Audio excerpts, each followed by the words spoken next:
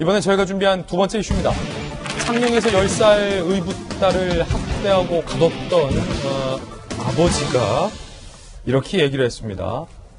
딸을 많이 사랑한다 라고 딸의 이름까지 불렀습니다. 들어보시죠. 딸에게 미안하지 않으십니까? 정말 미안합니다. 아이가 그 욕조물에 담겼다는데 심한 학대는 인정 안 하시나요? 욕조에 담은 거는 그런 적은 없습니다, 진짜. 아이를 괴롭힌 이유가 뭡니까? 한 번도 남의 딸을 생각해 본 적 없고, 대딸을 생각하고, 아이도 많이 사랑합니다. 친모랑 같이 학대를 하셨나요? 그저 미안할 뿐입니다. 친모랑 같이 학대를 하셨나요? 애한테 밥은 왜 안 주셨나요? 이 모든 게 제가 가정을 제대로 돌보지 못한 저희 잘못입니다. 죄송합니다. 의붓 딸의 이름까지 불렀지만 의붓 딸을 보호하기 위해서 저희는 그 부분을 방송하지 않기로 결정을 했습니다. 박용진 의원님, 네. 딸을 사랑한다, 내 딸처럼 여긴다. 경찰에 선처로 호소했던 의붓 아버지의 발언 들어보셨는데 내 딸처럼 여긴다는 아버지가 세상에 어떤 자기 딸을 목줄을 채우고 가두고 학대하고 고문하고 밥도 안 줍니까? 아마 구속영장 이제 청구를 하고 그에 대해서 이제 심사를 하러 들어가는 과정인 것 같은데 기자들이 물어보는 기자들보다 더 뭔가 이렇게 건조하게 감정 싫지 않고 그냥 이렇게 외운 듯이 준비한 듯이 대답을 그러네요. 하는 느낌이네요. 그러니까 본인이 했던 행동과 가장 극적으로 이렇게 대비되는 단어인 아이를 사랑한다라고 하는 말을 쓴 것을 들으면서 이게 좀 뭔가 이렇게 좀 씁쓸함을 넘어서서 이렇게 화가 나고 분노스러운 그런 감정을 갖게 됐었거든요. 예. 이제 어쨌든 관련 재판부의 영장 담당 판사는 구속을 시켰고 관련해서 더 수사를 해야 된다고 판단한 것 같고요.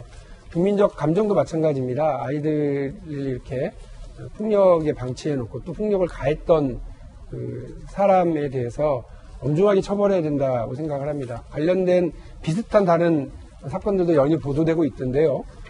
우리 아이들에 대한 사회적 관심, 방치되고 학대받고 있는 아이들에 대한 사회적 관심과 보호를 위한 노력들, 제도적인 노력들도 있어야 되겠고 이미 밝혀지고 수사가 되고 있는 사안에 대한 엄중한 처벌도 역시 동시에 진행되어야만 하겠다는 생각입니다. 아이를 사랑하는 방법, 옛날에는 체벌도 있었다고들 다들 우리 사회가 믿고 있었는데요. 이제는 아이에게 체벌을 가하는 것이 아니라 보다 많은 사랑으로, 보다 많은 대화로 아이의 행동을 변화시켜내기 위한 더 큰 인내와 노력들이 필요한 때 아닌가 이런 생각이 듭니다. 자, 아이를 훈육했다라고 주장하지만 사실상 학대를 가한 이 의붓 아버지 결국 구속됐습니다. 정도가 심한 부분은 있었으나 딸 훈육하는 과정에서 불가피한 면이 있었다라고 계속 자기 방어를 하는 겁니다. 변명을 하는 거죠. 학대 아니다. 글쎄요. 방송에서 차마 다 언급할 수는 없지만 이미 많은 우리 시청자분들도 아실 것처럼 10살 소녀입니다. 여리고 여린 10살 소녀의 얼굴에는 멍이 있었고 손가락에는 물집이 잡혀 있었고 몸 곳곳에는 골절로 인한 상처까지 있었고 배고픔을 호소했던 10살 딸. 이 상처들이 훈육하는 과정에서 불가피하게 발생한 상처인 겁니까? 법원에서는 증거인멸과 도주 우려가 있다며 구속영장을 발부했습니다. 혐의는 아동학대와 특수상해 혐의입니다.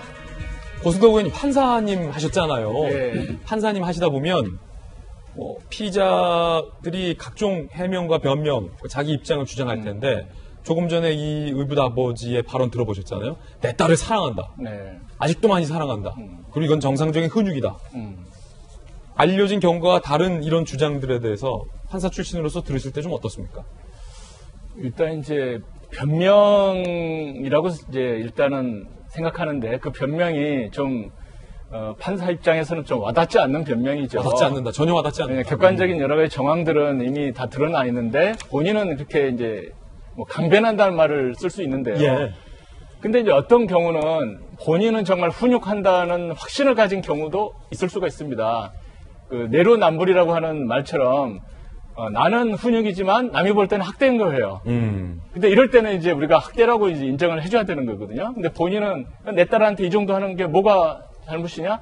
내 딸이니까 때릴 수도 있지 이렇게 하지만 사회적으로는 이게 어떤 폭행이고 무슨 그 훈육 정도를 넘어서는 그런 것일 수가 있는데, 요즘 이제 뭐 이 창녕도 그렇고 여러 가지 지금 이제 아동학대 사건들이 발생하고 있는데요.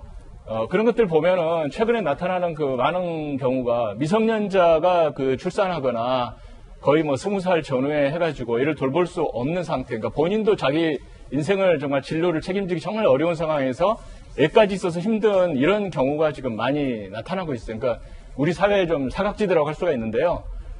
그동안 이제 보시게 되면 이제 그 언론에서도 요즘도 이제 광고를 많이 하는 여러 가지 그 아동 복지 그 기관, 후원 기관 이런 데서 보면 제가 이제 청소년 저는 쉼터 그쪽을 일을 하고 있는 사람이라 이제 그쪽도 제가 좀 알지만 예. 그분들 말씀이 6.25 전후에 이제 우리나라 아동 그 돌봄 이런 것들이 활성화돼 가지고 굉장히 이제 그 부분이 잘 됐는데 요즘 같으면은 그 광고하는 그러한 후원기관 같은 경우는 1년에 후원금이 1,500억이 들어옵니다.